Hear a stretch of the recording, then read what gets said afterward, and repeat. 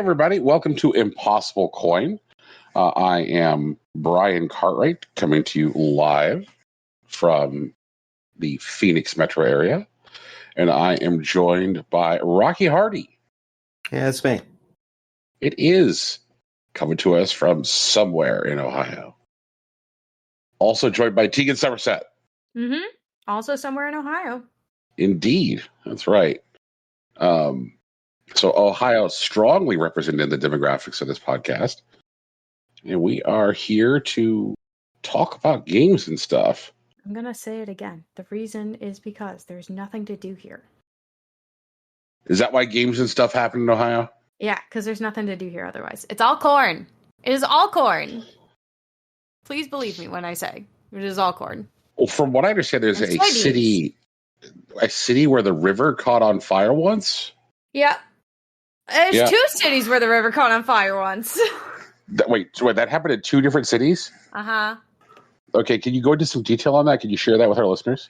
The first one's in Northeast Ohio. It caught on fire because of pollution. Uh-huh. The Cuyahoga River. Uh-huh. Caught on fire. It was great. It was fun. It ended doing contributing to a bunch of changes in our water protections. And then at one point, the Ohio River caught on fire. Not as big and not as bad, but it did catch on fire. Was that more of like a pep rally kind of activity? Yeah, that was more like a whoops. Something caught on fire and ended up in the river, and now we have a small river fire, but it's okay. Don't worry about it. But the Cuyahoga River was a big environmental disaster because of the amount of pollutants in the water. Okay. And the Cuyahoga one happened first? Yeah. Okay. And how many years ago was that one? I don't know. I want to say the 70s or something. Okay. Let me look. Let me check. Jeez. Okay. Fire. 1969. Ayo. Okay. And from what I understand, I think Howard Dean was mayor of something when that happened. Yeah, apparently it had caught on fire at least a dozen times before that, but no one cared until 1969, so, that's fun. The river's on fire again. Yeah, well, I guess. What a weird thing to say. River's on fire again. Yeah, apparently before all the changes, the general rule was if you fell in it for any reason, you just went to the hospital. Just immediately. Doesn't matter if you feel injured or not. You just go to the hospital. Just go. Oh, God, that's so gross. That's so gross. Very bad. Now, not a problem. Now you can swim in it. Take your dog up. I mean, I wouldn't, but, you can. The other things that you can do in Ohio is be told that hell is real. Mm-hmm. Yep. It is real. I don't know. I was told hell is in Texas, but I guess we didn't have a billboard. Yeah, we have we have two billboards, but for sure. the one is the fun one. One for each burning river. No, it just goes so the way it goes is you're driving south along a highway, and the first one you see is if you died tomorrow, where would you end up? And then 500 feet down is another huge billboard that just says, hell is real! Okay, I've got another one. I've got an idea for some things I want to do with Ohio billboard real estate money. I want to see if y'all want to go along with this. So first idea is this. First billboard reads, if you die tomorrow, where would you go? And then 500 feet down the road, a billboard that simply says, the ground. Oh my God. Okay, are we into this? Do we want to fund this? I don't think we have the money to fund it. Okay. Billboard's expensive. I mean, but this sounds like a Patreon tier is what it sounds like. We might be able to get a billboard near the Lion's Den, if you wanted to do that. What is the Lion's Den? It's an adult bookstore. Well, yeah, that's where we definitely want this. Quote unquote bookstore, there's probably books in there. Probably. Allegedly. Yeah. I'm not your mom. What are you, a cop? Like, Okay. So that feeds very well into my second idea. mm, First billboard reads, if you die tomorrow, where would you end up? And then 500 feet down the road, billboard says, I don't know. What do you want from me? I'm not your dad. just a billboard that says, I'm proud of you, son. Jesus You don't Christ. have to do this. Oh, God. Oh, Actually, no. I want that billboard. I think, but just to drive past it, I don't know how often I drive past it. Probably more than I'm proud of. Just like, it's okay. Just drive by the Pretty cool. I'm proud of you, son billboard. Yeah, right? It'd be sick. Proud of you, son. Like no photo, no nothing, just the words. Yeah, just the words. Jesus Christ. I remember this one time on my way to Ohio, I stopped with my friend Jeff at a adult bookstore that required a membership to enter. And I forever saw a thing that changed and damaged me, and it was a rubber arm, okay, from like the elbow to a clenched fist for sale, and it was labeled the LA Special. Oh. And it has left me with the question, what the fuck does the manufacturer think happens in Los Angeles? What do they think goes on there? Because I don't know. I am unsure. It makes it sound like a restaurant offering. Like, hey there, you want the LA Special? Oh my god. Rocky, you want the LA Special? No thanks. I know what's not going on in LA right now. Oh, writing and acting? Yeah, writing and acting. Hooray for Hollywood. Congratulations to SAG-AFTRA joining the WGA on strike. You know who else should go on strike? Who dat? CGI Studios. They should all unionize and go on strike right now. Here's an idea that I'm really into. General strike. I think it's time. General strike. I mean, it's getting bigger. Like Waffle House is on strike. So are hotel workers in LA. Mm-hmm. Yep. Teamsters, baby. UPS. Mm-hmm. Or like one of the things that just gets me is like all of these like air quote red pilled dipshits who are just out there like, that's right, man. Are you even alive if you aren't being exploited by a corporation? Like that's the reason they deserve all the money. They're so smart. Just like it's just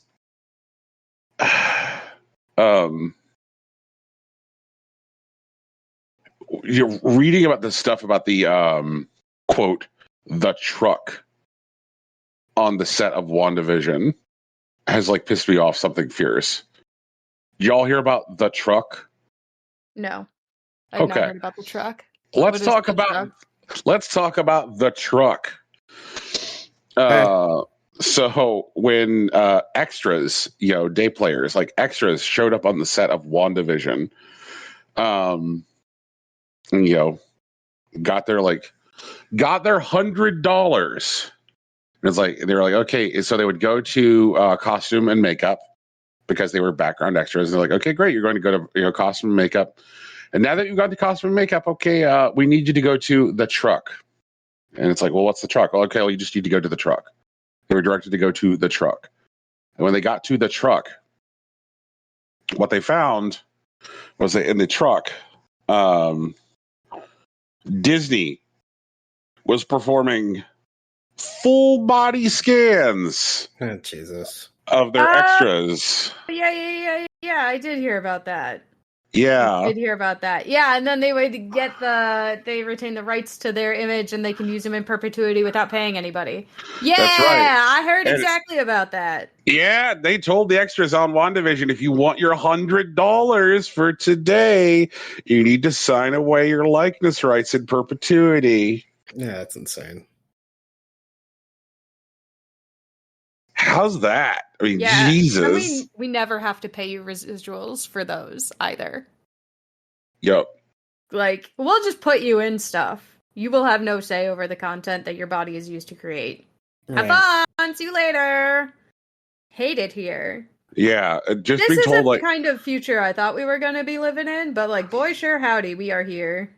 yeah, but like, wow, telling people like, no, you're not going to get paid for the agreed upon work that you're doing here today, unless you agree to do something which was not part of the agreed upon work, which allows us to exploit you forever.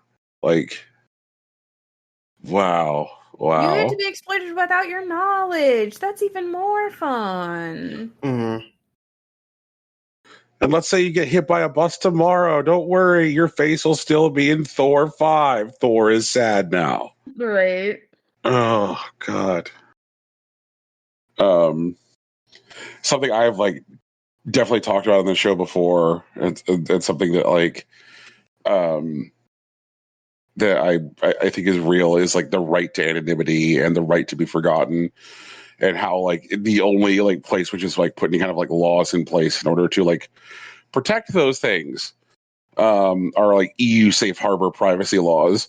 Right. But like but us out here in the US, like right to be forgotten, what the fuck are you talking about? Like, what do you mean a right to be forgotten? That's just crazy talk. You know, I sure do love the fact that my mom has a Facebook. Jesus. You should be able to delete that. It was converted to a memorial, like it now says remembering Barbara Cartwright. Mm-hmm. Yeah, like Facebook is aware that she's dead, and they're like, here's a place where you can come and like spend time and reflect. You can spend time. But what happens when somebody dies is that like it becomes a race on Facebook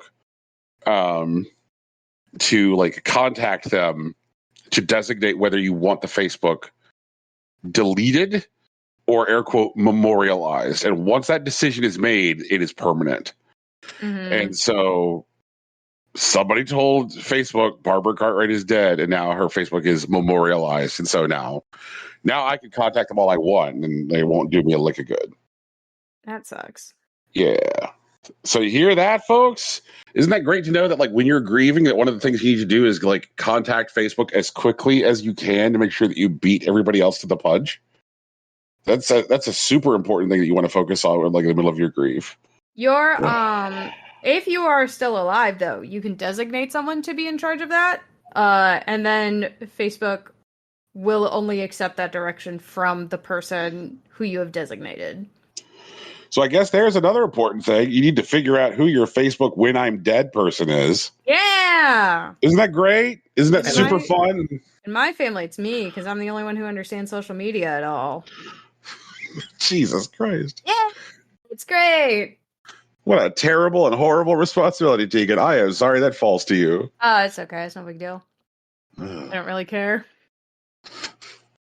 The fun part is trying to explain to my mom's work how to disconnect their work Facebook page from her Facebook page before I delete her Facebook page. Oh, Jesus. She's the one who created it. So it's tied to her. So if I delete her Facebook, it deletes their work page. Whoopsies.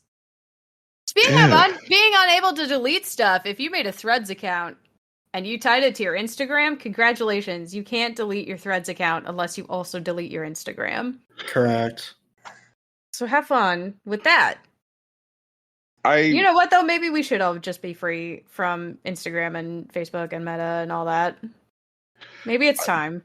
I've really enjoyed just like seeing screenshots of like the air quote, the conversation on Threads. And it's just like made me giggle every time.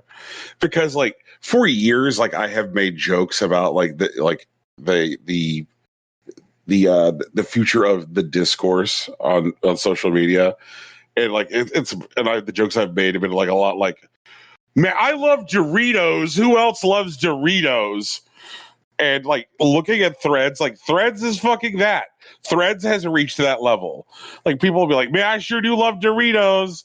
So we're like, me too. I love Cascade for my dishes. It's good.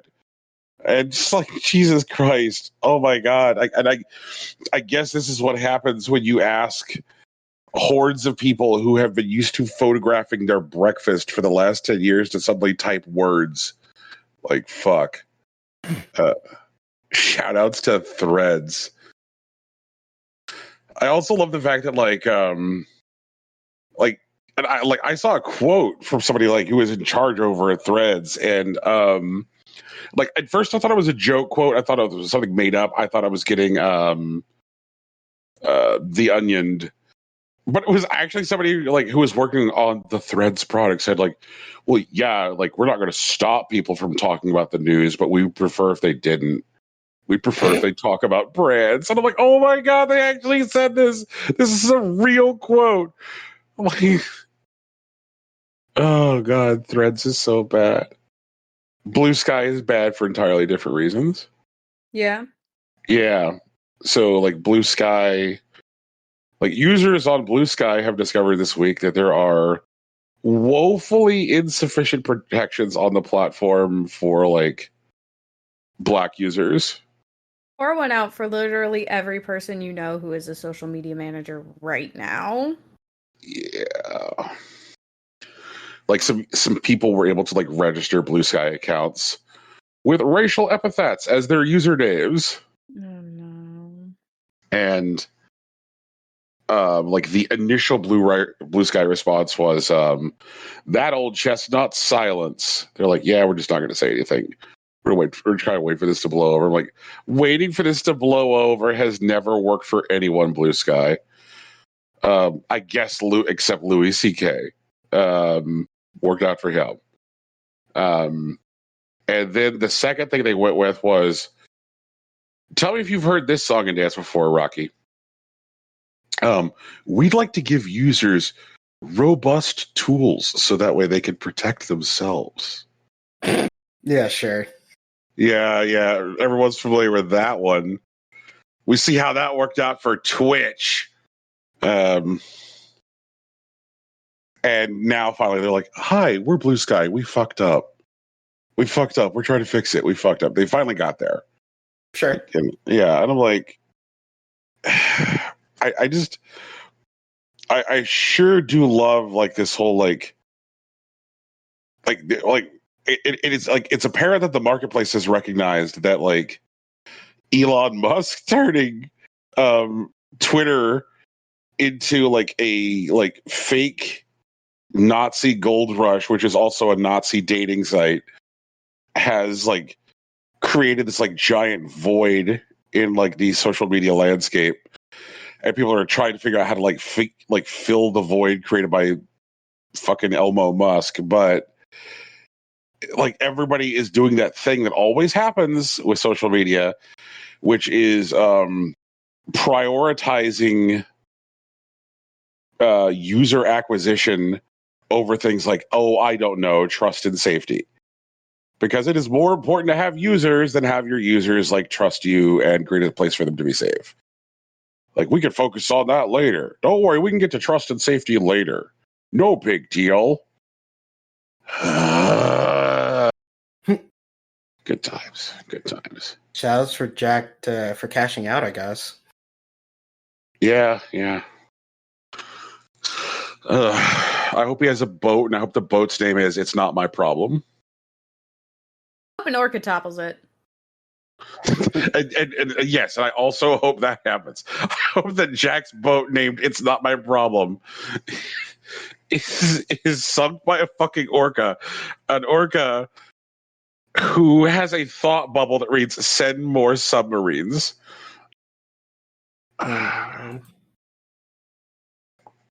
Send every billionaire to the Titanic. I love that we got here because we're like reporting on union activity, because we are famously pro-union on this podcast. It's just been such an interesting turn. You never know where life's going to take you, kids. Yeah.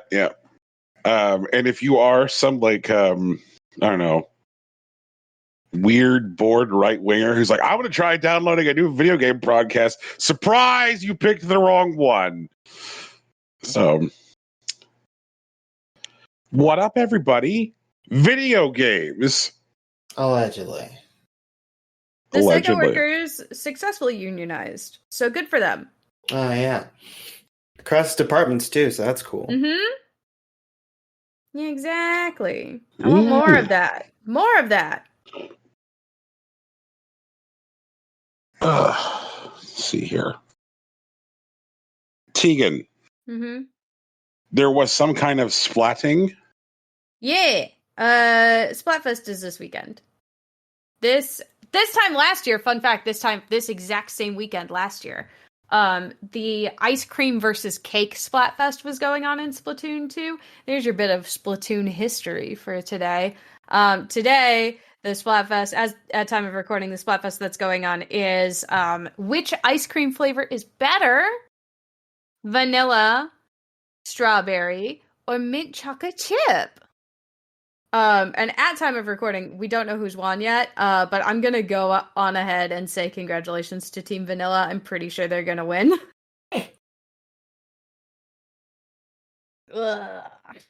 Team Cum always wins.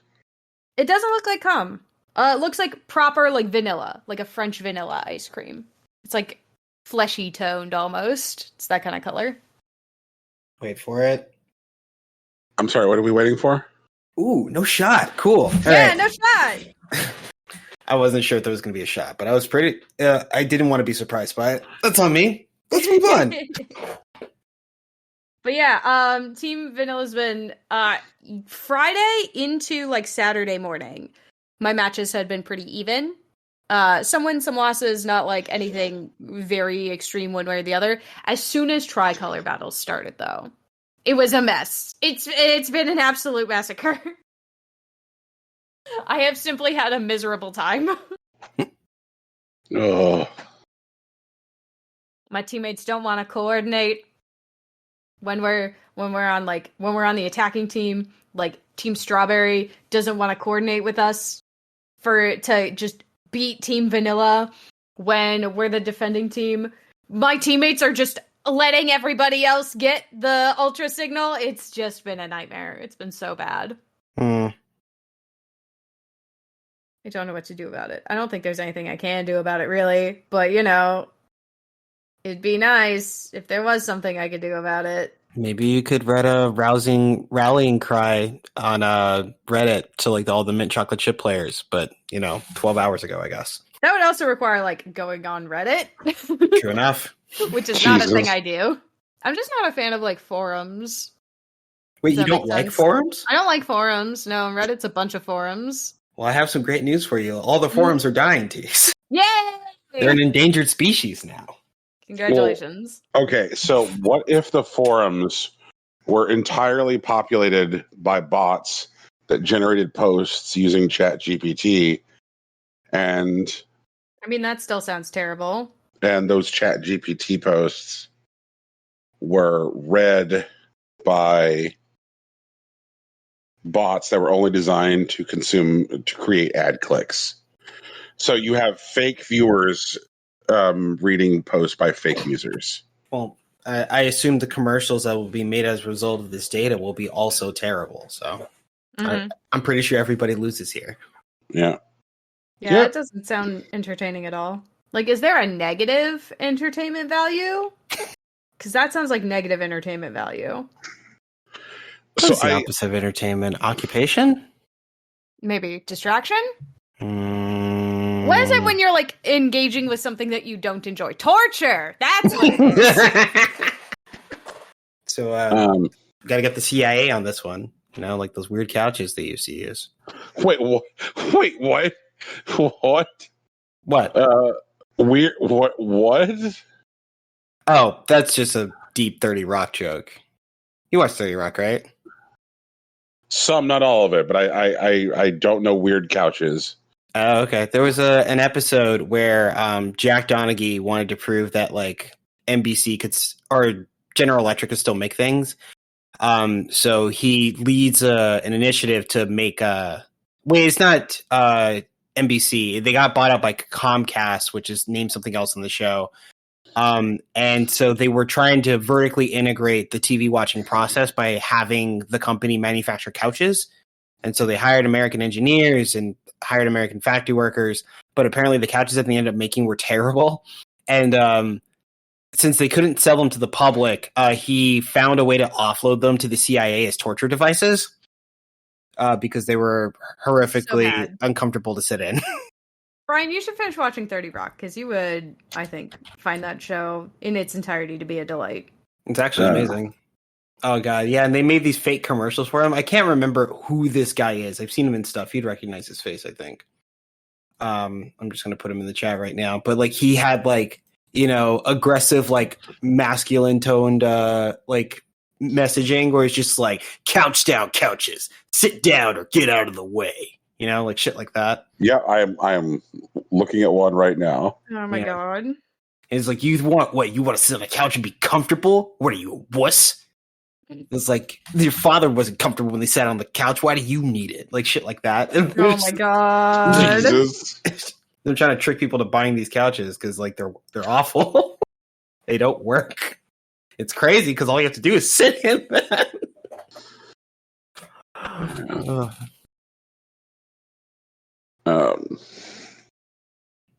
That's a lot. It was called Cable Town.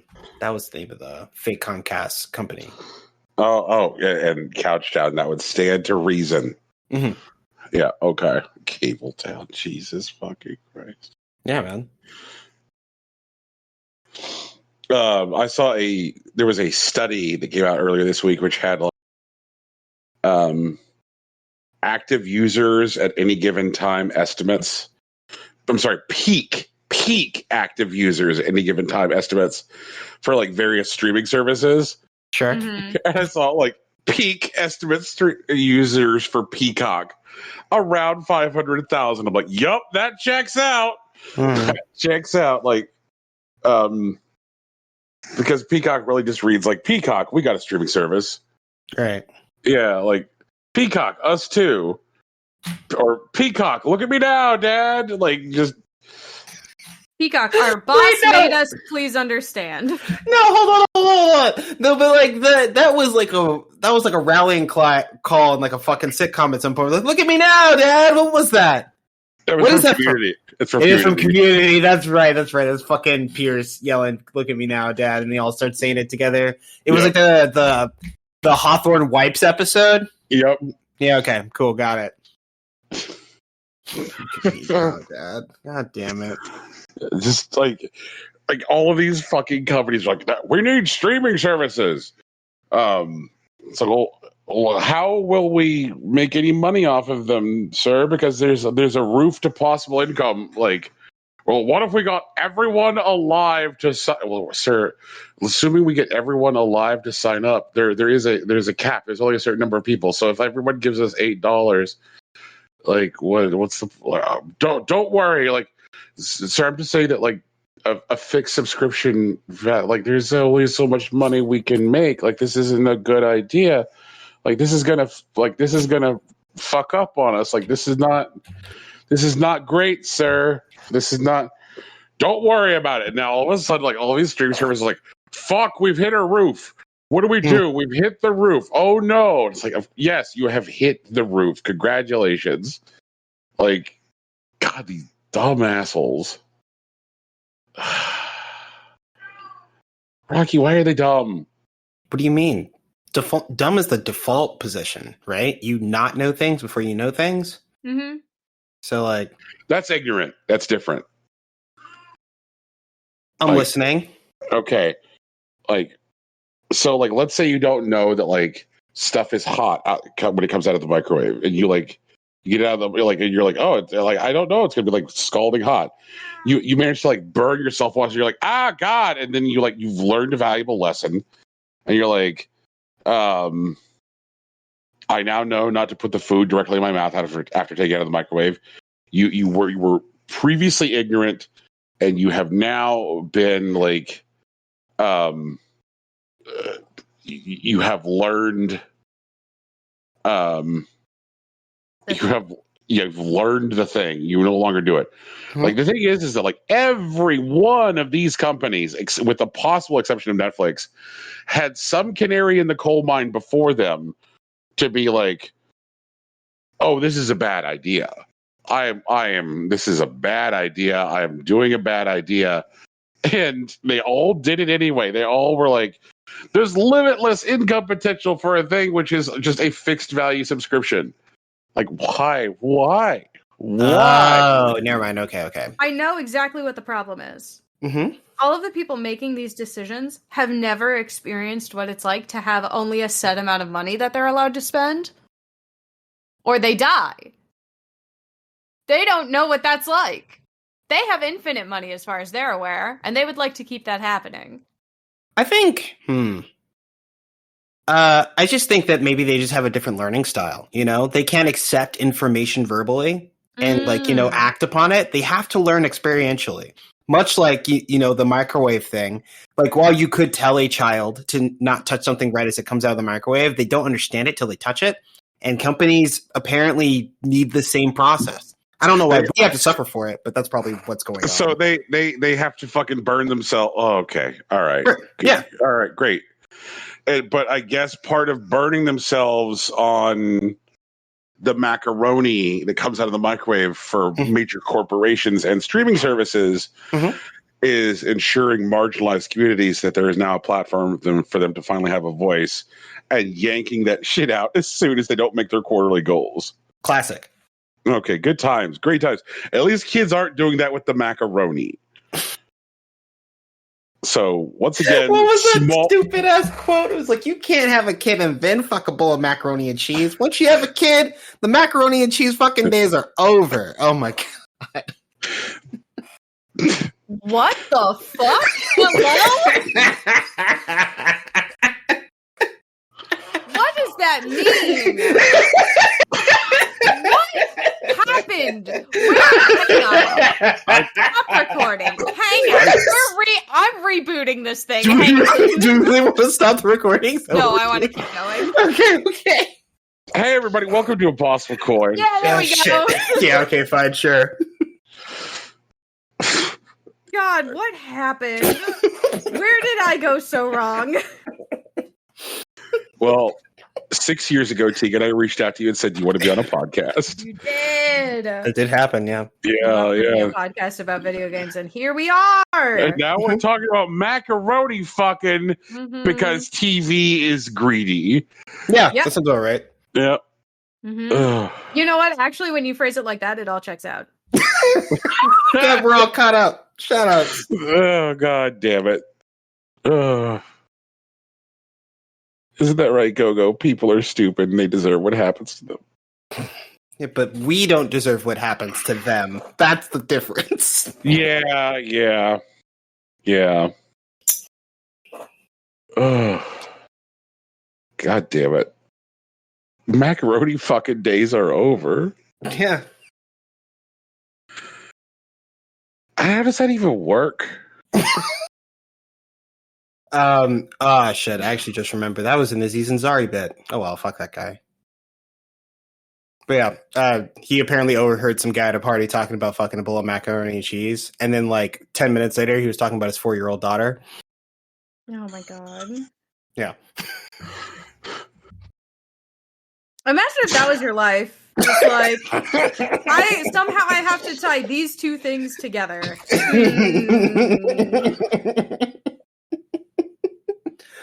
Oh my god! Yeah. Okay, but here's the thing. Thing. I think it's conceivable that one can have a child, and one can fuck a bowl of macaroni and cheese, and not be a piece of shit. Which means that no. I want to hear this. Come on, Brian. No, really, because macaroni is like inanimate food product. It is it could be just an unconventional pleasure aid, right? But Aziz Ansari is a piece of shit. He is a piece of shit. Yeah. So there is a better chance that the macaroni fucker is a decent person than the guy who dunked on the macaroni fucker. So There you are. I mean, maybe. I feel like this is more of a takes one to know one situations, but that works out. Ooh, okay, all right. No, I don't like that. I don't like that. You don't like that, huh? You think I'm being yeah. too prejudicial against the macaroni fucking guy? That's where we're at right now. I do. Okay, all right, sure. Yeah. And you know what? If you don't mind, let me walk you through that. I'm once again asking how I got here. I am desperate to know the chain of events. Well, luckily, Tegan, it's all recorded. Oh my god. So, I mean, I'm just saying that, like, this idea that, like, it takes one to know one, and so, like, if what we're saying is that, like, it takes a piece of shit to recognize a piece of shit, then, like, do you really want the guy who called macaroni fucker a piece of shit? Do you really want to be that guy if it takes one to know one? You know what? I can live with that. I think I can, actually. Like, I'm not saying that they are beyond redemption. I'm just saying this is an active grown man who is a parent. We're shaming on this podcast. I guess so. We're kink shaming today, man. Like, I don't know. That's what I'm saying. Like, I just feel like, Jesus Christ. Maybe they're on rough times or whatever, but I don't know. I feel like he probably had something else to do. Why does it have to be a rough time? Why does it have to be a rough time? Because there's better tools out there, Brian. They're easily accessible. Why would you choose a bowl of macaroni and cheese? That's what I'm saying here. What if the macaroni and cheese makes you do a cum? I mean, I'm not saying it can't. I'm just saying there are probably easier ways to get there. There aren't. What? Who said that? Okay, all right. I believe that somebody once said anything worthwhile doing is difficult. Okay, I don't know who that is, but I'll roll with it.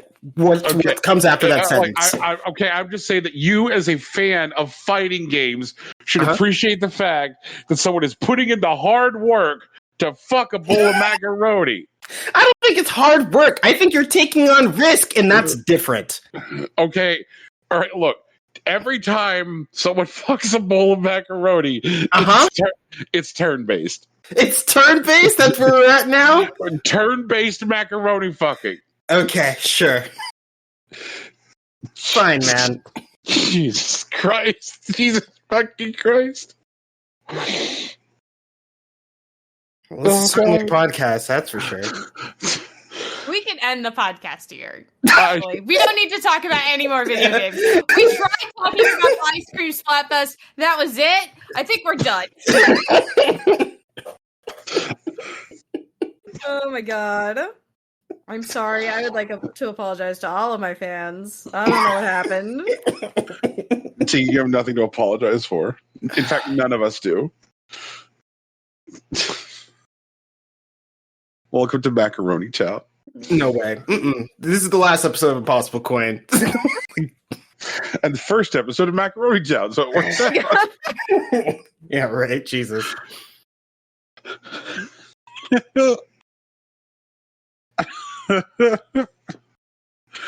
Oh, God. Oh, no. Oh, God. Scroll down on this list of agenda items. Tegan, you want to tell us about Tears of the Tegan? Not anymore, God. No, I have officially at this point in my playthrough, I am 206 hours into the game. I have done 3 temples. I have done still less than half of the memories. And I do have the Master Sword. How many Koroks you got? 486. It is. I took a break from Korok hunting, if you can't tell. Yeah, only 486 right now. I've been to the Korok Forest. That was time. I beat a set of Gloom Hands. Okay. It was not scary, which I kind of feel insulted by. Because I like paused and I like prepped. I was like, okay, you can do this. I can do this. I can do this. And then I just beat it with there was like minimal resistance. And I was like, what the heck was that? So then I went back to the first set of glue hands that I fought, or that I attempted to fight. And I was like, well, let's see if this one is still hard or if that was just a fluke. And I have great news. It was just a fluke. I got my butt kicked. All right. GG's, I guess. So, like, that, I feel better about that, at least. That, like, this particular encounter that I had was just, like, a programmed, simpler encounter. You know? Yeah. Because I feel like that's the first time that you're supposed... Like, going back to it, I'm like, oh, that's probably the first time you're supposed to try to fight them. Not, like, as soon as you see them, you know? Yeah. So, yeah! That's been good. Brandon, how's your playthrough been? I've taken some time away because I've been really neck deep in Hitman. Oh yeah, like getting back to Hitman has been like a great deal of pleasure. One of the things that I'm really enjoying about the Ambrose Island map is that it doesn't have any formal what's called game stories, which are like things that you can kind of like tag as 47 and be like, I'd like to follow this story, which are like ways to tell you like easier ways to get to the target. Mm-hmm. Now, this isn't to say that these things don't exist. It's just they're not flagged within the map, which is like very like old school Hitman, like Blood Money and early.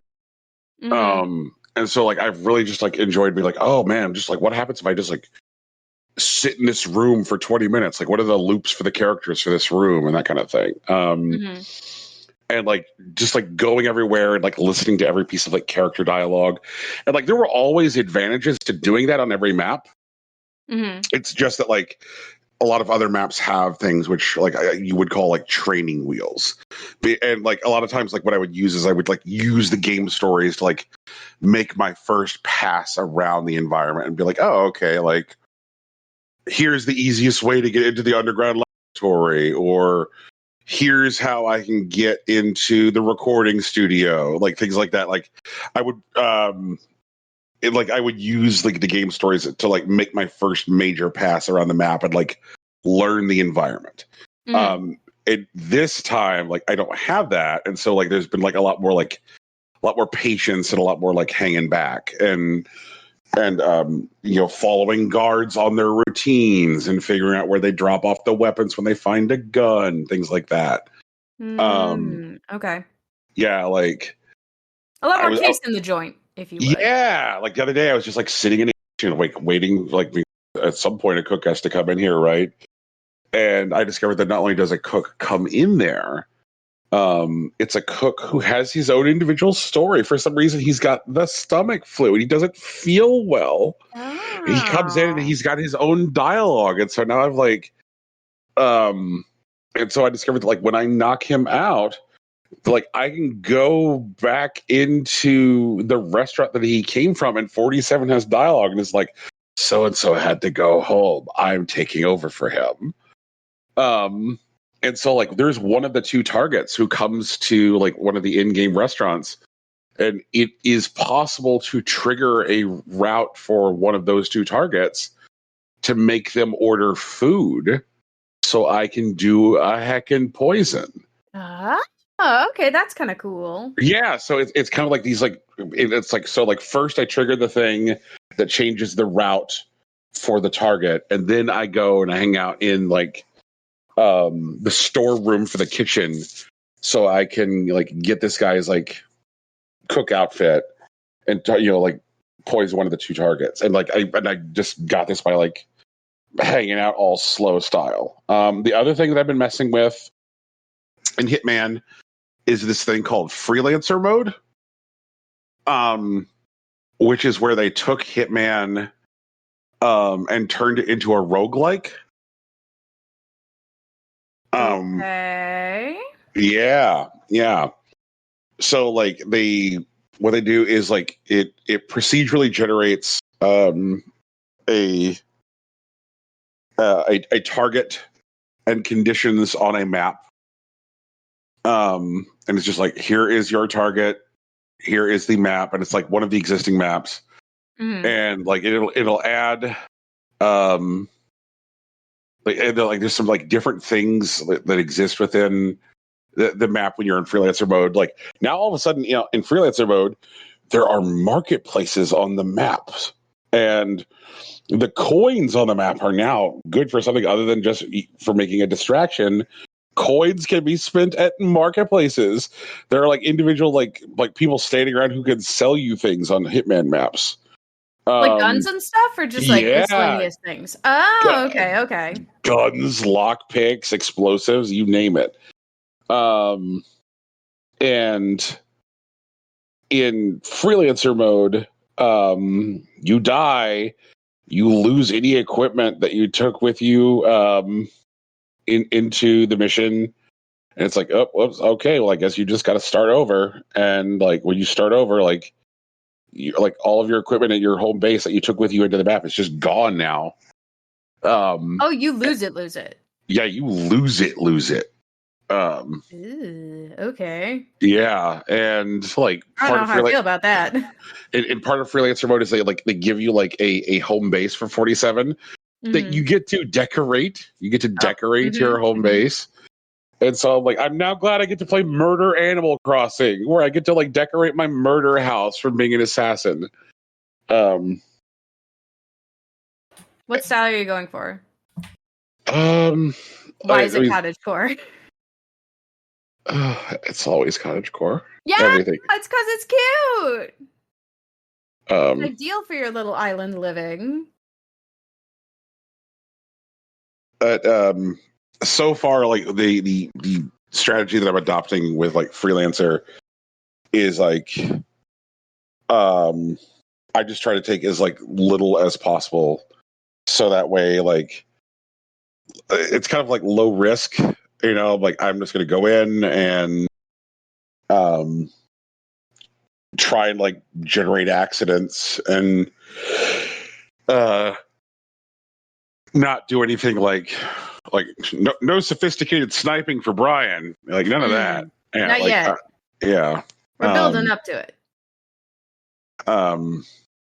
Because I don't want to like take in a bunch of like nice things on the mission and be like, you fucked up, you lost all your nice things. Like, it just doesn't sound great. Sure. Which means that like when I play the freelancer missions, like I'm in there for like hours, because I just don't want to lose anything, and like and so like and I guess it's because I really haven't like played like a roguelike before, where I have like this level of investment on each run, but like I really do experience like a degree of like action paralysis when I'm playing like freelancer mode, where I'm like, yep, I've been watching this guy's loop for an hour and a half. Guess I should do something. But also like I have experienced like very little like death in freelancer mode.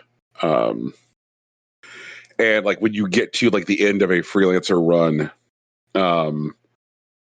like you'll have like a major target who is like extensively guarded, and they will have like increased the cameras in the levels.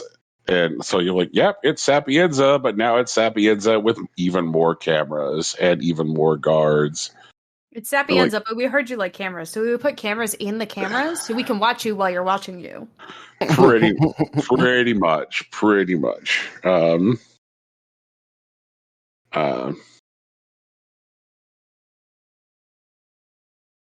like a great time, honestly. Yeah, it is.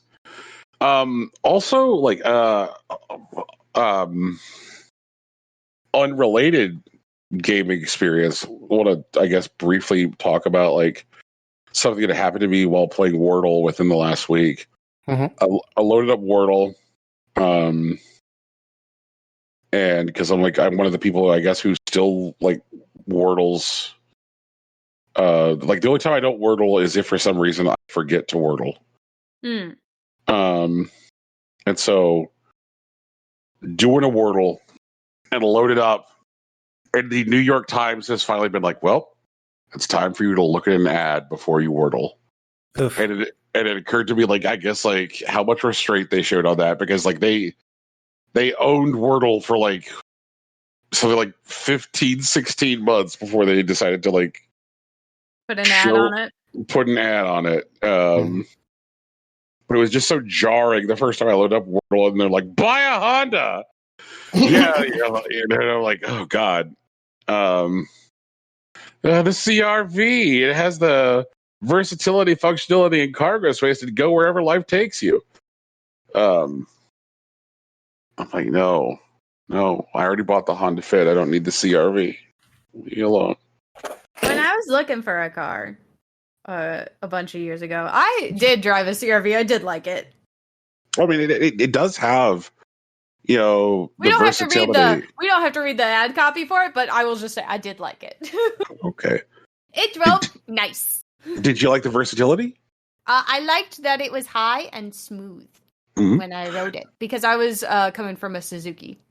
Okay. Like a little Arrow. So it's small and tiny. And before that car, I had driven a Ford Explorer. So it was like big and tall. And so it was like big and tall, but also smooth. And did you like the fact that it had cargo space for whatever life throws at you?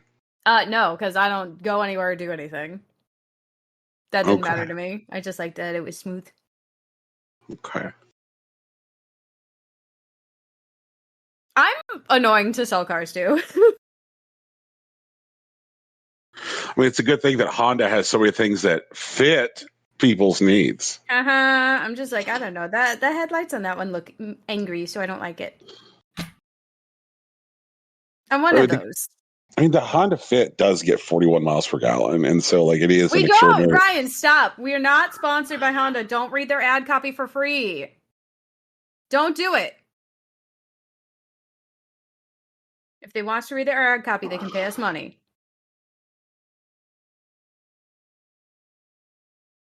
Yeah.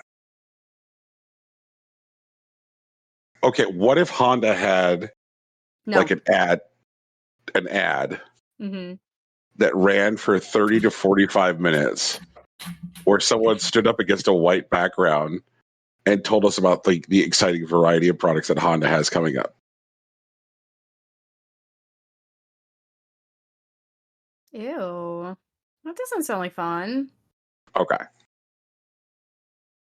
That sounds like they're attempting to do something that they're not, Okay. All right, what else is going on? What else is going on? Rocky, what is Pokemon Inclement Emerald? Because I know what Pokemon Emerald is, but I don't know what this is. Okay. Let me start with something. So you know how Pokemon is made for kids, right? Yeah. Children. And every new one is always made for like a new generation of 10-year-olds. Mm-hmm.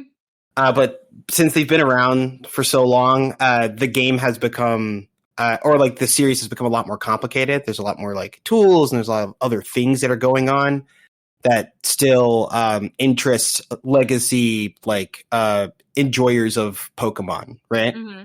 So right.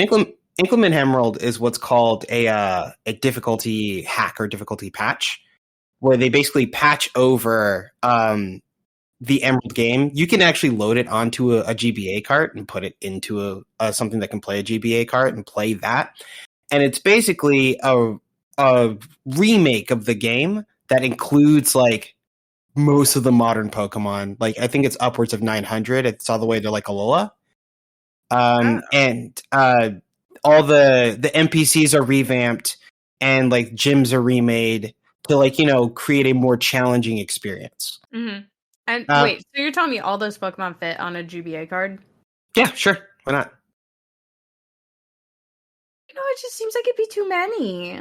Well, maybe at first glance if you're just looking at like the number, but like, it's all just data, right? So and I guess chips are better now than they used to be. Mm-hmm. It's totally doable. They also like, they don't fill up those carts like they used to anymore because like you can fit a lot of them outright to begin with. And if they ship with like, maximum capacity, like they are less reliable over the long term. Just how that'll go. Oh, I didn't know that. Mm. But yeah, like Inclement Emerald is a difficulty ROM hack for Pokemon Emerald that I was put onto by a friend of the show, Diamond Jim, Tuan Castillo, who had just finished his Radical Red playthrough, which is basically the same thing for Pokemon Fire Red.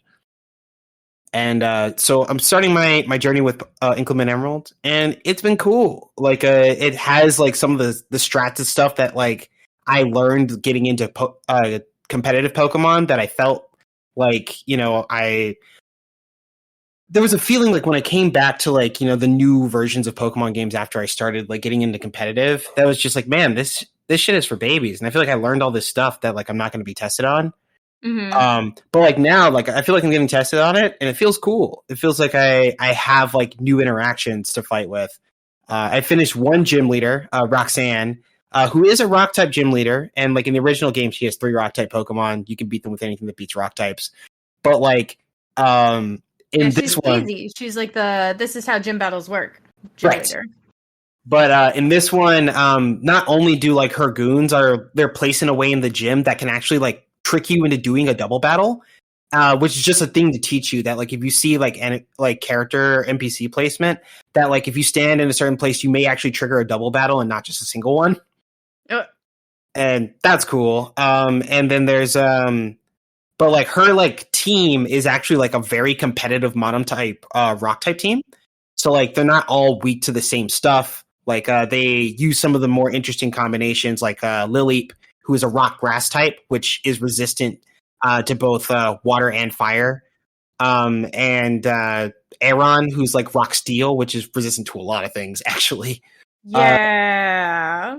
And they have like their water. They have like if you let's say you pick the fire starter, and like let's say you even picked like what I did, where I picked Torchic on accident, but like you show up with a fighting type move. Hey, I did. What do you mean accident? I didn't. I forgot which region the Torchic was actually from, and I meant to actually pick Froakie, but like yeah, I messed up. Yeah, it's fair. But let's say you actually get to that fight and you have like double kick, which is a fighting type move, which can basically roast most rock types. She has an Anorith, which is a rock bug type that has access to Aqua Jet, and her Aqua Jet Anorith also is holding a water gem, which means it's just going to hit you like a truck the first time it uses Aqua Jet against you. So you can't just push through with a fire type just because your level's higher. It's very cool. Also, their Nosepass learned Fire Punch, which I knew that it could learn Fire Punch. I just didn't believe that they would hit me with Fire Punch, and then they did. That's very early for a Fire Punch, I feel like. Yeah, no. It's a TM Fire... Or, no, it's a bred Fire Punch, because like there isn't a TM for Fire Punch, but you can breed Fire Punch onto a Nosepass. Oh my god. So it's just like, oh yeah, I got my grass type, I've been smoking everything, this feels great, and you can hit by Fire Punch. He's like, what? Why?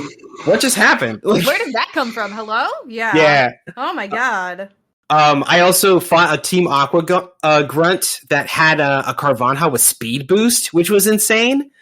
Because I got to a point where, like, even if I made some mistakes earlier in the fight, it would just become so fast that I couldn't actually outspeed it, which was kind of scary. And I also fought a different Aqua Grunt that, so, like, you've seen Grimer, right, Tegan? Mm-hmm. Grimer in Pokemon? Mm-hmm. This Grimer hit me with Poison Gas. I'm like, okay, Poison Gas doesn't do any damage.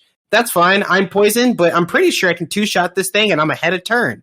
And then the next turn, it uses Venoshock, which, if you don't know, Venoshock is a move that does double damage if you're already poisoned. And that's something that an NPC did to me in real life. So, it's a time. It's pretty fucking wild. I'd cry. What?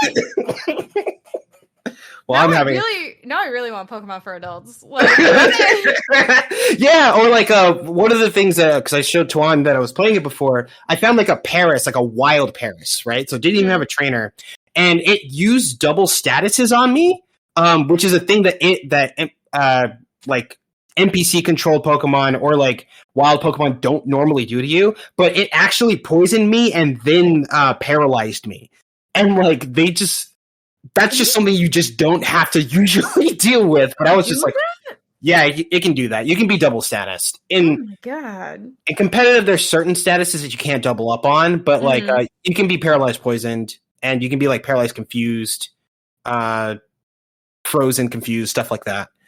But like just to have a wild Pokemon do that in like the first like forest area was crazy.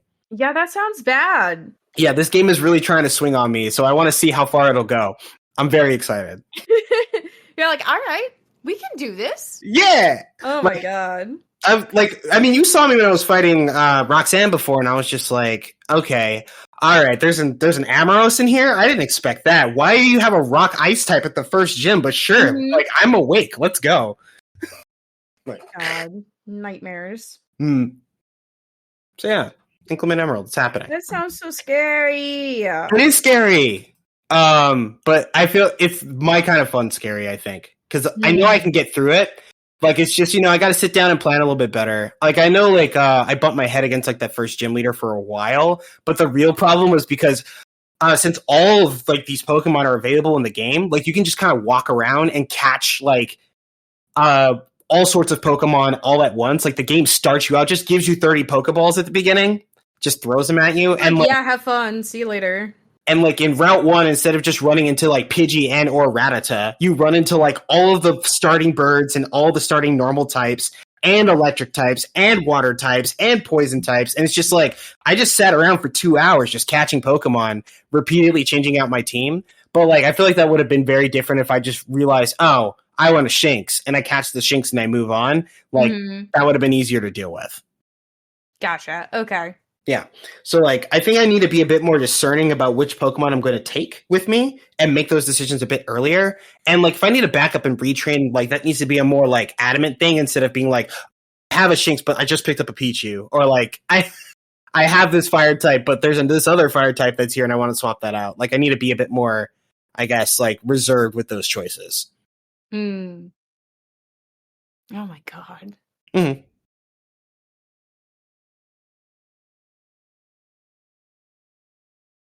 This sounds hard. It is hard. I tried doing a Twitch plays Pokemon and someone came in and released all my Pokemon. I can't imagine going from that to hi, we're ready to fuck your shit up. Well, to be fair, Tegan, I've already been here before. That's the thing. I've played a lot of competitive Pokemon, dating back to actually the original Ruby Sapphire, where I would build my team, I would custom EV train them, and then I would take them to local tournaments and play against people. So I know what this stuff looks like, and I know what navigating that meta is. And so this is just refreshing for me because now because for ever since then, the past 15, 17 years I've been playing Pokemon, I've just basically been face rolling the whole main story just so I could start digging into the competitive stuff and play with my friends. But now, that's just the game, which is cool. I like face rolling the main story though. I'm not mad at it. Well, I'm a little mad at it, but I'm mad at it because I would get bored. That's fair. That's fair. It is kind of funny walking up to a gym and them being like, do you have what it takes? And then 2 minutes later, you're like, yeah, and? Yeah. But I live for that, the moment where you walk into that house and Cynthia's in there and you're like, hold on. Wait a minute. Oh, Why man. are you here? You weren't even in this game. Yeah, and Oras is fucking scary because she's also all of her Pokemon are perfectly EV trained, which is difficulty setting in this game. I'm not playing with it right now. I'm just gonna play I think I want to stream it eventually, but I want to play through about half of it. I think before I start figuring out what that run looks like. Get an idea of what it is, what it means, sort of thing. Yeah. But yeah, it's fun to play Pokemon and actually cut my teeth on something. Fucking Venoshock, that fucked me up. I was like, oh no. Wait a minute. But then I won the fight. I just shifted afterward, but it was just holy shit. They gave me a Zoro at level 2 and then oh, you're gonna need it. And I'm like, word.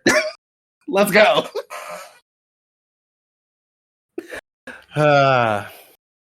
Yeah. That's Inclement Emerald, at least at the moment. Oh my god. Sounds great. And also a nightmare, actually. Yeah, a little bit. It can be both? It can be both. It's a nightmare that I know I'll get out of. something that's less of a nightmare, it's just something I've been getting back into lately, which is Kemino Mahjong. Because there was I feel dumb saying this, but I remember watching Crazy Rich Asians, and I was like, and there's like a scene where like they go to like it's like a rec center where like a bunch of old people are playing mahjong, and I was like, this looks sick. I want to learn how to play this. And then I started digging into like mahjong simulators, but most of them have that like kind of single player like uncover the tiles mahjong, which is not what I was looking for. And I did find some games that like had like Rishi Mahjong on like legacy systems and stuff like that, but they were either like untranslated or like difficult to get to. To this day, probably one of the most accessible versions of the game is the Rishi Mahjong simulator in Final Fantasy XIV. But if you don't want to pay the sub for that, there is a phone app called Kemino Mahjong that is actually a very robust Mahjong simulator that actually has a different AI with various playing styles, so you can get used to like various styles of how the game is played. You just got to be able to deal with fairies. If you can do that, you can play Mahjong forever. I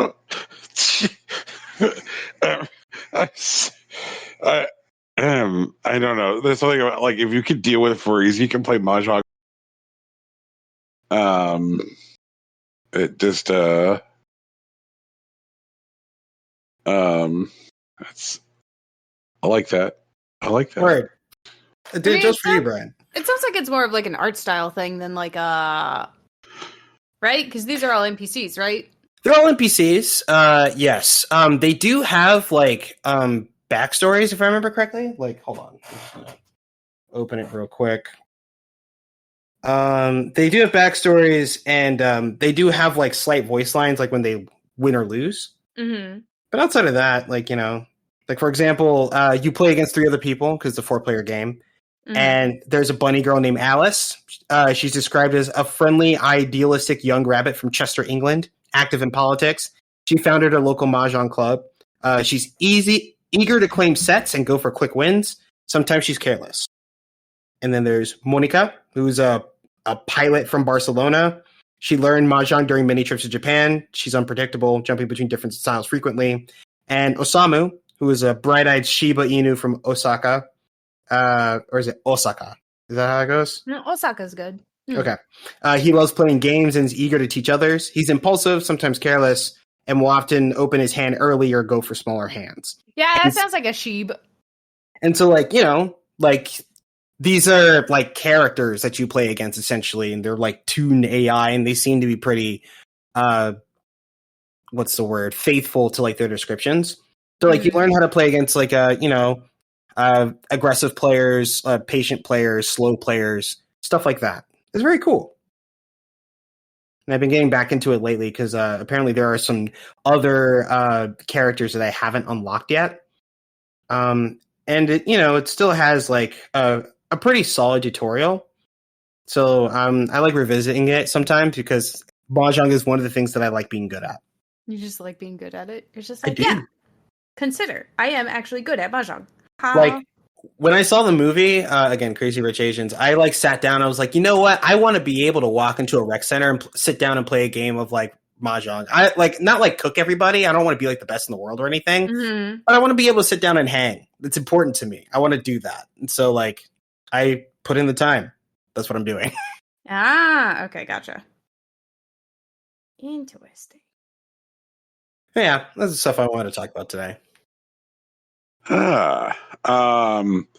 Breaking news. While we have been recording, Phil Spencer tweeted. Oh, yeah? Yeah. And Phil Spencer had this to say. We are pleased to announce that Microsoft and PlayStation have signed a binding agreement to keep Call of Duty on PlayStation following the acquisition of Activision Blizzard. We look forward to a future where players globally have more choice to play their favorite games. Sure. Okay. Yeah, that makes sense. I can only assume that this is a result of The fact that while the ABK acquisition is all systems go in the United States, the UK still has issues with the acquisition, As they should. As they fucking should. And so, like, Microsoft was in a position where they were going to have to do some kind of like carve out for their business in the UK. And so, like, it seems to be that they're trying to take action to get the UK to reverse their position. And but like the thing that like bothers me is that like the ruling from the UK and creates me as a person who like say doesn't live there is that like it was absolutely apparent like looking at the stuff from like the UK ruling that like the UK's problem was not Call of Duty. The UK's problem was like as it relates to like game subscription libraries, game streaming libraries, and developments in technology as relates to game streaming. Like they were looking at like a of competition in the game library and streaming space. Like their problem was not Call of Duty because they recognize that like Sony has the resources to pivot to just find like heckin' big shooter to replace the Call of Duty hole. Right. You know, like in fact, like Sony was already like looking to cozy and like build their relationship with EA in order to like build up Battlefield as a primary brand before this move with Microsoft happened. And like so for Microsoft to be like, hey everybody, don't worry, power to the players, you know, COD on the PlayStation box, everything's fine. Don't worry, it's not business. Like completely ignores the issues that the UK actually identified. Like this is an effort to like curry public favor while not acknowledging any of the fundamental issues that were like identified by the UK government. Like this is just hope that people only read the headlines. The movie, like. I mean, it's hard to get people to just read headlines these days, Brian. Oh God. But yeah. So shout outs to Microsoft. Congratulations. Your deal will like honestly, I'm surprised that Sony went along with it. Or here's another thought, which is also bad. Is Sony's misunderstanding of their own market position so fundamental that they actually thought that this was like a deal maker for them? They're like, okay, thank God, Call of Duty. Okay, hold on, real quick. That sounds a little ahistorical. Hasn't Sony been fighting this merger the entire time? Yeah, but like they have been fighting it on the grounds of fucking Call of Duty. They're like, Call of Duty, baby, Call of Duty. Like, you know, like that has been the issue. Like, so many of their filings are related to Call of Duty. Right, that's true. Yeah, but like, while I do think that Sony is still like, you know, misguided and like sticking to like the console business and fighting like Microsoft on those grounds, I think their attachment to Call of Duty may not just be like that's property's importance to like the platform, but maybe like their own way of currying public favor to side with them on this. Oh, okay. Like, all right. Series of redacted thoughts go here. Sure. Wow. Okay. Jeez. It's okay. Oh, wow. Okay. Yeah, it's awful. All right. Relevant life thoughts based on personal experience as it relates to, yeah. Yeah. Now I hate everything. Okay. Thank you. Sure. Great talk, Brian.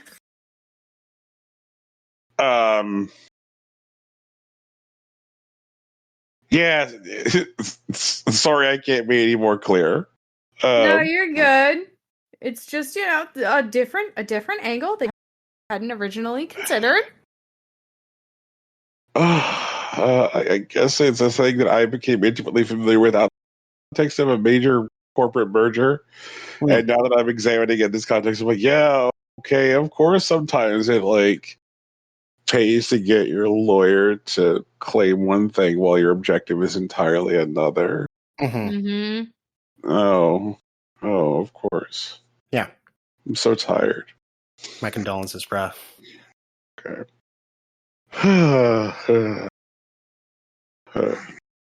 So what blazer do you think Phil Spencer's going to wear to not E3 this year? I hope he does polka dots. Oh, they already did their thing. Oh, did they? Yeah, they did their thing. We didn't even fucking talk about it. Oh, no, yeah, I remember that thing, but I thought there was Yeah. going to be like another thing because, not E3 lasts like till forever, right? Yeah, 200 years. Not E3 lasts until college. Until college. That's how long it goes. Until college. That's how long it goes. I'm so tired.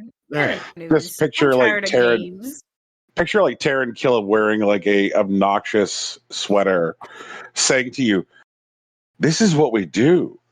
This so is who glad we Taryn are." Killian's just staying in the house now, man. Like he's just like, I'm glad because he was everywhere for like what 3 years or something, and then then nothing. He's gone, and like I hope he's kicking it on a beach somewhere, dog. Like I don't know what's going on with him, but I'm glad I don't have to see him anymore. You know what I mean?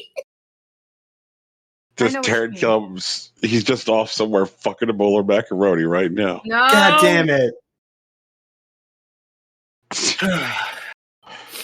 Wait a minute. Now I'm sorry, I'm wikiing Taryn Killam. Yeah, sure, go ahead. Yeah. There he is. Taryn Killam, age 41. Mm-hmm. Oh yeah, that's it. That's why I remembered him. Taryn Killam, spouse Kobe Smulders. Yes. No, 100%. Yeah. 11 years strong, apparently. Good for them, I guess. Name. Kobe Smulders? Yeah. Yeah, she's pretty great. Wow, what a name. Oh man, I didn't know he was on the Amanda Show. Good for him. But the whole reason I invoked it was the regional holiday music episode from Community where he says, this is who we are. He's being like Dr. Shu and everything, yeah. Yeah, and it's like because that's what it's like now being marketed to for video games. Like this is what we do now. This is who we are. I don't know, man. I know most video game marketing is actually like totally unpalatable, but I don't know. There've been some things I've liked this year.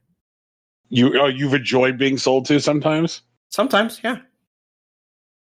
Like Demon School put out that like micro horror film, like showcasing like the vibe of their game.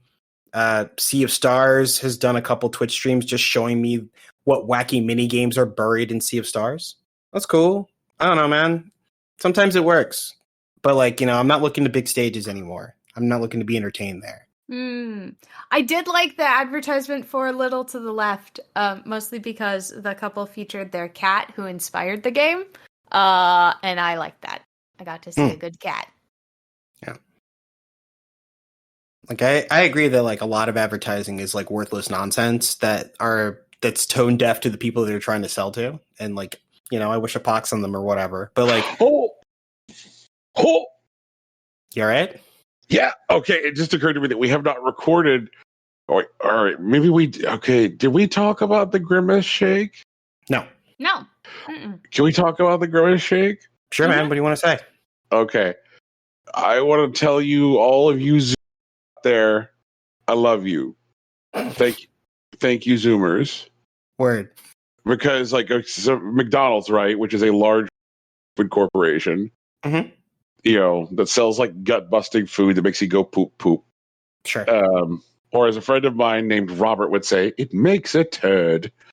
But they put out this stupid fucking purple milkshake, right? And here's the thing about this like purple milkshake that infuriates me is like, and this is like, this is where Brian is like screaming, "Where is the FDA?" People are like, "Hey, McDonald's, what's in this stupid fucking purple milkshake?" And they're like, "A variety of exciting natural flavors." And they're like, "McDonald's, what's in this stupid fucking purple milkshake?" And they're like, "A variety of exciting natural flavors. It's to celebrate Grimace's birthday." They're like, "You're not going to tell us what's in the milkshake, are you?" And they're like, "No." And I'm like, "Oh my God." I'm like, how is this even remotely legal?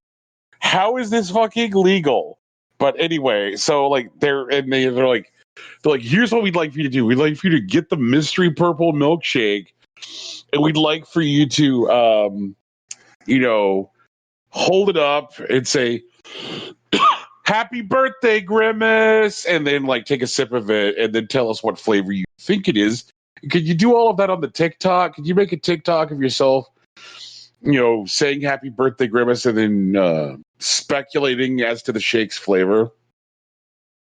And the Zoomers, God bless them, we're like, "Oh yeah, that's what you like from McDonald's? That's what you want from us? How about we don't do that at all?" And so like there's all of these like things on TikTok which play out like these little bite-sized found footage horror films where like people are staying there with their purple milkshake and they're like, "Happy birthday, Grimace," and then they sip from the milkshake. And then in most of them, like face like horrifying, terrible death. Right. Like, yeah, like it's like, as a person who just like thrives off of horror, like I have just enjoyed an entire generation of people saying like, "Oh, you'd like for us to virally market for you, McDonald's? How about this? Collectively go fuck yourselves. And we're going to like make a series of like little movies like dunking on your effort to manipulate us." Ironically, it still worked as viral marketing. It did work as viral marketing, but for a completely different reason. The shakes were still purchased. Right. Here's the thing, though. Does everyone still remember that there's a Five Nights at Freddy's movie coming out this fall? Oh, Yes. I did not until you just told. Yeah. I'd forgotten that. This entire generation is the group that made Five Nights at Freddy's super popular. So really what they just did, and McDonald's won't do this because they're cowards, is they gave them a bunch of free marketing ideas for how to market those Five Nights at Freddy's Happy Meals. But they won't do it because they're cowards! I believe that. I do believe that McDonald's is a bunch of cowards. It'd be so good. It'd be so good. How about A24 presents Grimace, the movie? Ooh, could be fun. Directed by Ari Aster. From the mind that brought you Midsommar and Beau is Afraid comes Grimace. I don't know. Sure. I don't know who those guys are. I've never watched a horror movie in my life. That's a lie. I watched one for this show. You can hear it on our Patreon.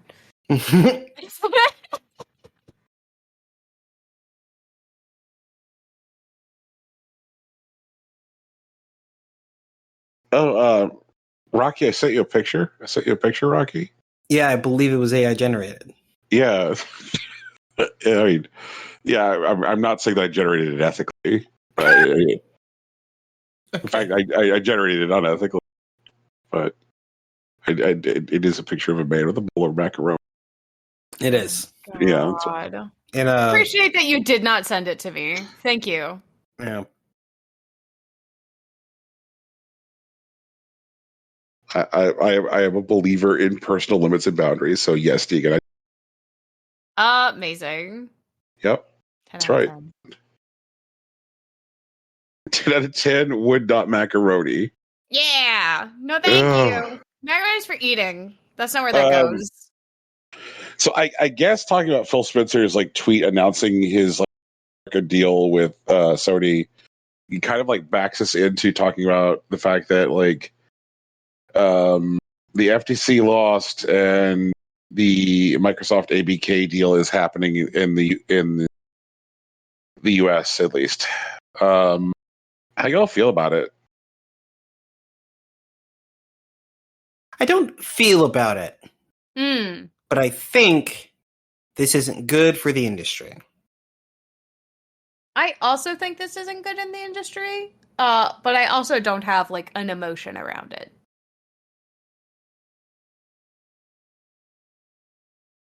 Yes, it seems pretty bad, doesn't it? Certainly not good. Yeah. Also, pretty bad, maybe subject to change. Sliding scale of badness. It's definitely like more on the negative end. Yeah. Definitely getting those. It's not. It seems not great. It seems not great. Also, Microsoft seems to have sent Major Nelson, Larry Herd, to live on a farm upstate to the other podcasters. Maybe you'll have fun running around. Now that he has all that space. Running around. He'll get his own nice soundproof booth and a fancy microphone that he can talk into for hours and hours. An unlimited supply of water and coffee or tea.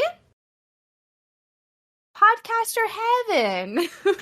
And maybe even his own bed that comes in a box. Ooh, fancy. That's right. That's right. That's what every podcaster wants. And he also, Larry, do you want a subscription to Audible, Larry? Because you could have one. You could have a subscription to Audible. Come here and get your Blue Chew. Oh, God. Yep. Do we get all of them? Mattresses that come in a box, audible.com, and Blue Chew? Again, Brand, I don't really listen to podcasts. You're going to have to tell me. Yeah, I don't know. I don't know what Blue Chew is. Oh, well. Like at all. Okay. Tegan, are you familiar with Flintstone vitamins? Yeah. Okay. I get the chewable ones, not the gummy ones, the chewable ones that have extra iron in them. Okay. Whatever, there was a very special Flintstone vitamin that, you know what, I'm just, don't look it up. I'll put it that way. There we go. Okay. Sure. All right. Like a Flintstone vitamin, but not. Gotcha. Cool. Evil Flintstone vitamins. Yeah. I won't go that far. I'm not going to go there. In fact, if there's people out there who are currently being held by the Blue Chew, good on you. I see. Adult Flintstone vitamins, but like not in the same way that like, what is it? Centrum Silver is like a vitamin for adults. There's probably some overlap though. Oh, okay. Gotcha. Okay. Yeah, shout outs. All right, cool. Fantastic. Good times, everybody. Video games. Definitely watch us on our Twitch where you can see Rocky play do the speed run challenge on Super Macaroni Brothers. Oh my god. No. Oh, okay. Not that. He's not playing Super Macaroni Brother. No, he's doing Final Fantasy right now. And he will be doing Sea of Stars when that comes out. It's going to be great. Very excited to see Sea of Stars, not going to lie. Looking forward to it a lot. Sea of Stars is going to be great. It's going to be so good. I literally can't wait. First, like, a pixel game I've been excited for in a bit. Mm-hmm. God, Rip Triangle Strategy. Rip Triangle Strategy, honestly. Oh my god. They had so many ideas. Yeah. It's not exactly the most, like, overwhelming endorsement, but considering that, like, my first reaction to Rip Triangle Strategy was like, hey, wait, did that come out? Mm-hmm. That's pretty funny. Yeah. Which I believe is admittedly most people's reaction to Triangle Strategy. Fair enough, yeah. Yeah. I think this is a podcast. Yeah. Thanks for hanging out. I don't know how often Macaroni Town will record, but This was Impossible Coin. Thanks for being here with us. Remaining episodes will be available wherever podcasts are found. iTunes, Google Play, Stitcher, Spotify, but not SoundCloud. Hey, you guys want to hit SoundCloud?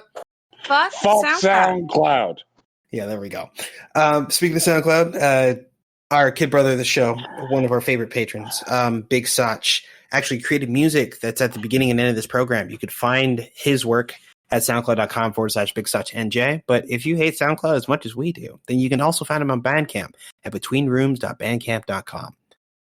Our logo is also a t-shirt. It's also on a hoodie, if I remember correctly. And you can, it was created by Laura Moran, who's way too good for us. And if you want to check her out, you can find her on Twitter at Laura Moran, and she has a Patreon. So do we.